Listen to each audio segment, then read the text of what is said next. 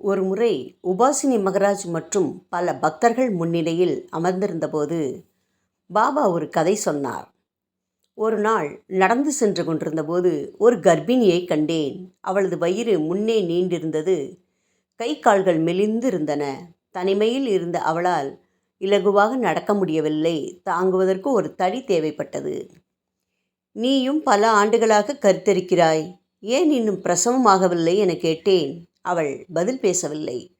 ஆகவே நான் தொடர்ந்தேன். அது போகட்டும், சூடான நீரையே பருகு, அது சுகப்பிரசவம் உண்டாகச் செய்யும்.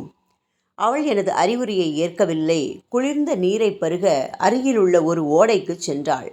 அந்தோ அவள் இறக்கப் போகிறாள், அதுவும் அவசியமில்லாமல்.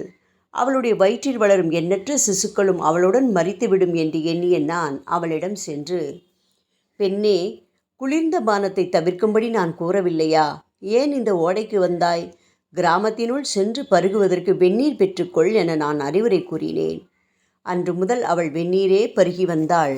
இப்போது அவள் சுகமாக உள்ளாள். இதெல்லாம் வெறும் வாயு.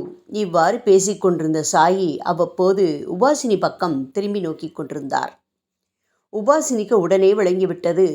ரகூரியில் என்னிடம் வந்து வெந்நீரையே அருந்தச் சொன்னதும் 156 மைல்களுக்கு அப்பால் உள்ள ஜெஜூரியில் மீண்டும் தோன்றி என்னை வெந்நீரையே பருகும்படி கட்டாயப்படுத்தியதும் பாபாவே.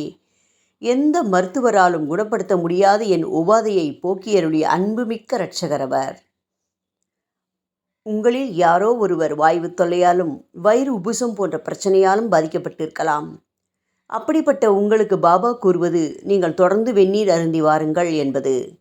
இதை ஏற்று வெந்நீரை பருகி வந்தால் உடல் ஆரோக்கியத்துடன் நீண்ட நாள் வாழ்வீர்கள். இல்லாவிட்டால் தேவையில்லாத பிரச்சனையை சந்திப்பீர்கள் என்று பாபா உங்களுக்கு கூறும் எச்சரிக்கையாக இந்த சம்பவத்தை எடுத்துக்கொள்ளுங்கள். ஓம் சாய்ராம்.